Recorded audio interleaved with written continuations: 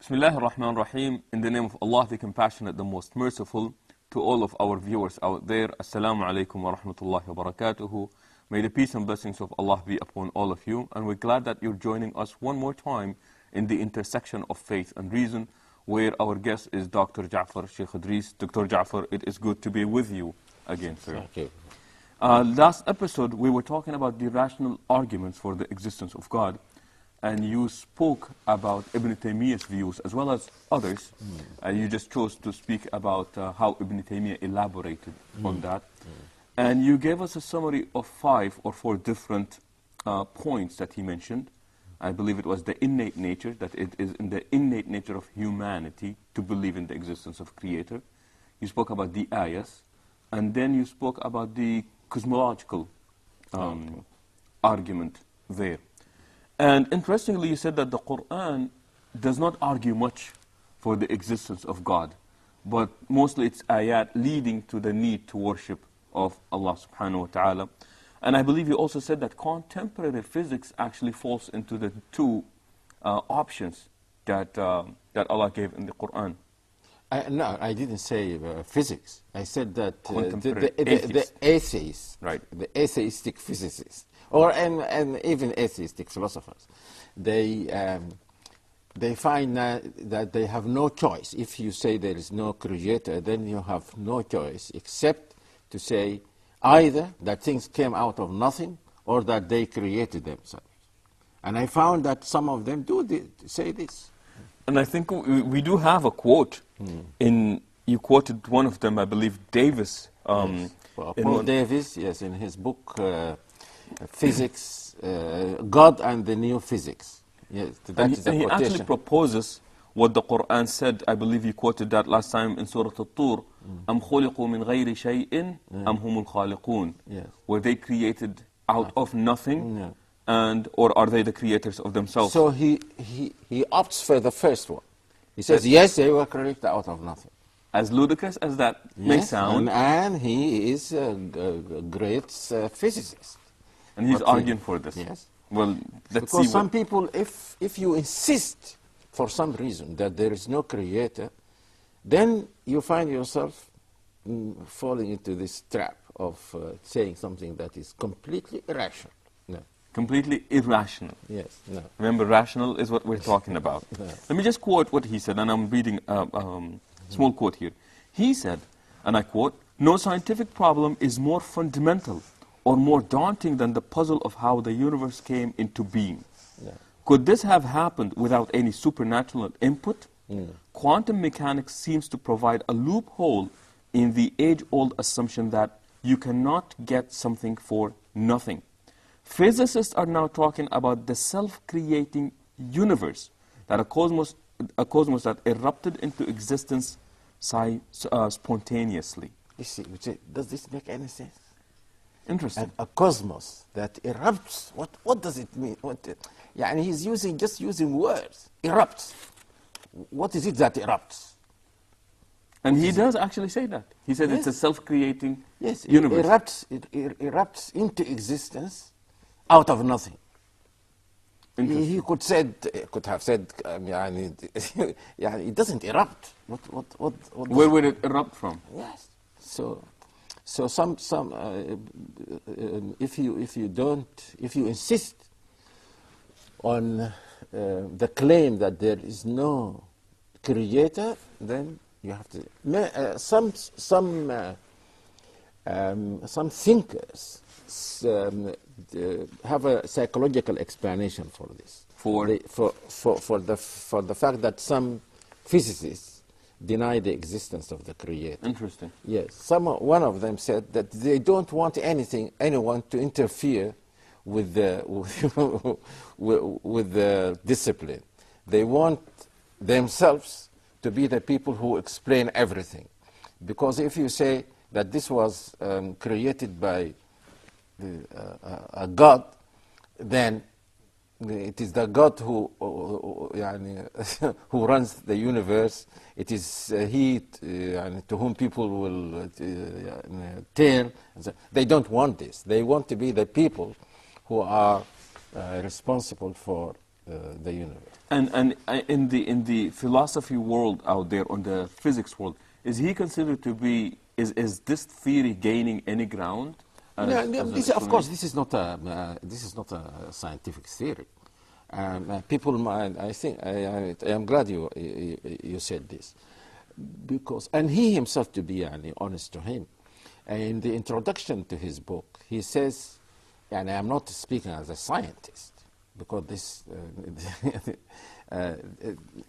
is not, and there is no place for this in physics or biology or so. He is using his knowledge as a physicist, yes, to defend a certain position that has nothing to do with physics. And I think what you're arguing is that even rationally speaking, it really doesn't have much credibility in the process. No. It is what Allah said, أَمْ خُلِقُوا مِنْ غَيْرِ شَيْءٍ, and He said, yes, we were created out of nothing. Or no, he's saying that, of course, both of them, that erupts out of nothing, self-creating universe, that erupts out of nothing. So he's saying both. Both, no. And then after that, I believe we spoke about some of the attributes that a creator must have. And if you don't mind, but you said this earlier as well, and that is, the messengers did not come to elaborate on people believe in the existence of God. But rather it was to, if I remember your words correctly, it was rather to correct people's misunderstanding of what they thought of their creator. And to invite them to worship that creator. That is the most important thing. In the Quran, it is repeated. Prophet so-and-so, prophet so-and-so. If every prophet, when he comes to his people, the first thing he would tell them that I am invited to you, I am sent to you to invite you to worship none but the Creator, whom you know and in whom you believe. That's the basic message. But then people ask questions, and the prophets have to answer them. Someone says, I don't believe in the Creator. Sure. Someone says, yes, I believe in the Creator, but why should he send a person like you? Why doesn't he send angels? Someone says, why only one prophet? Why don't God say, and so on. And they have to answer questions. Almost all these questions were asked by the Arabs to whom the Prophet ﷺ was sent. And I sometimes say that it seems that the wisdom behind, at least some of the wisdom behind sending this Quran to an Arab prophet, that these people were very intelligent. Even the non-believers were very intelligent. They asked all the questions that could be asked. They left nothing for the atheists or that come after them. Every question that could be asked, they asked, and there was an answer to these arguments and these questions. Sheikh, I know you said that he was sent to the Arabs. Well, perhaps just so that our viewers do not misunderstand what is said here, he was not only sent to the Arabs. Yes. His message is universal. Yes. But initially, the first people, yes, that he was with were the Arabs. Now, did these prophets provide any rational argument for why themselves they were chosen? Yes, but I think we'll come to that later on. We are now we now want to concentrate on the fundamentals to which the prophets were sent. So we started with faith in God. We gave these arguments, and I suggest that now we'll talk about what is called the argument from design. Okay. There was this cosmological argument, and there is the argument from design, and both are mentioned in the Quran. Okay. Yeah. The argument of the difference between the argument from design and the cosmological argument is that the cosmological argument talks about individual objects. Yeah. And it tells you that if you look into the nature of these individual objects, you can see that they must be created. So it is called, it is talking about creation. The argument from design does not talk about individual objects as such, but it talks about the relationship between them. And it directs your attention to the fact, and it is a very obvious fact, that that creation is not just a heap of scattered independent objects, that they form a system, or at least a number of them forms a system that serves a certain purpose. Even if this applies even to what we call individual objects, especially the human being. The human being, now you have eyes, you have nose, you have mouth. There is harmony within these individual objects. They all of them work in unison to serve a certain purpose. And the universe as a whole is like this. You live on the earth. The earth is made in such a way that when rain falls, it is possible for there to be plants, and there is air, there is oxygen, there is light from the sun, and you are created in pairs so that the species will be preserved. Not only human beings, but every animal. You have male and female, and so on. So this is the cosmology, the design argument from design. This shows that this could not have happened just by chance. This must have been designed by a creator. And this is mentioned in the Quran in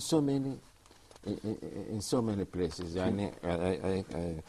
And so the evidence of ayahs can include this also. Yes, because an ayah can be either an individual object, or it can refer to the relationship between the different objects of creation. Sheikh, we would like to take examples on how the argument or how the Quran uses this argument to come to such kind of conclusions. So please do stay tuned. We'll take a short break and we will be right back. So please join us after a short break. Assalamu alaikum wa rahmatullahi wa barakatuh, and thank you for joining us again in the intersection of faith and reason, where our guest is Dr. Jafar Sheikh Idris. Dr. Idris, you were talking earlier about this idea of the argument for design, and we were about to go into some Quranic examples of this of the argument. Now remember what we said before, that it is talking here about the relationship between the creation, between these different objects of creation.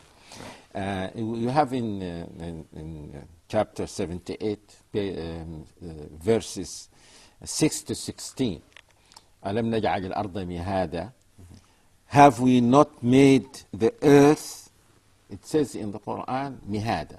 And there is no good, I haven't found any good translation for that. Could it be something like cradle? Cradle, a place of rest, a mattress maybe? Yes.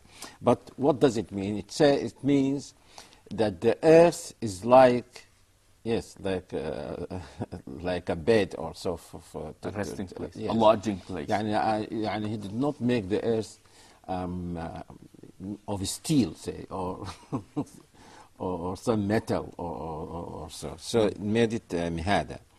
And the mountains as stakes. Many scientists now, Muslim scientists, are talking about why are the mountains described as being autad, stakes, but we don't want to go into the details of that.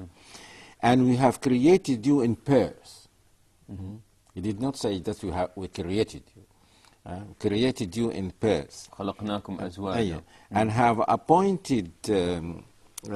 appointed your sleep for repose.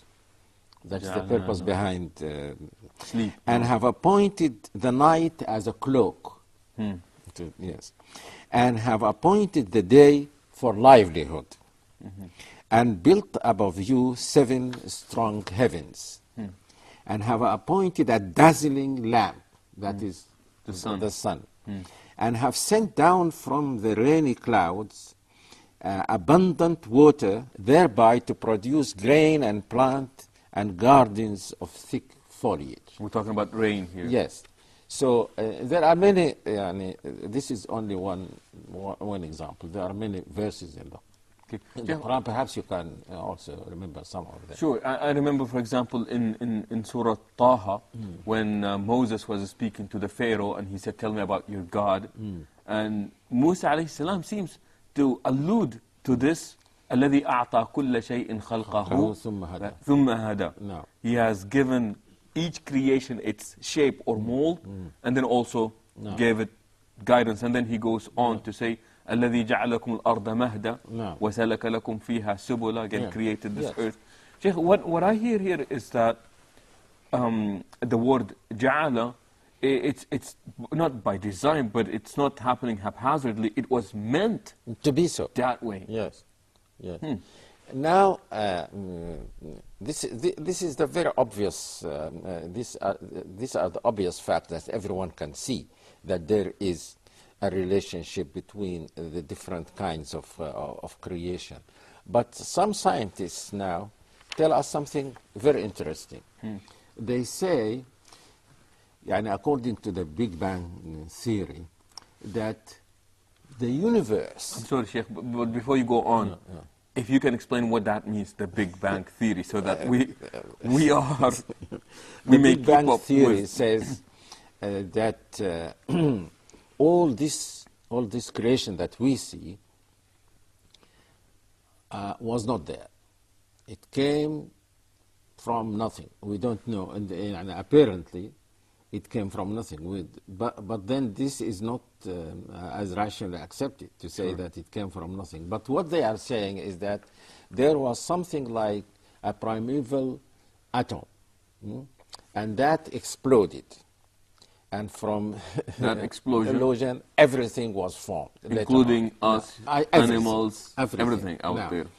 Now, they are saying... I'm sorry, Sheikh, without giving an explanation to where that atom came from. No, of course, science cannot today explain that.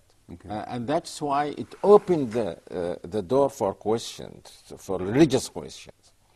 And interestingly enough, it was the physicists who started talking about the existence of the Creator, whether in favor or against, like this Paul Davies.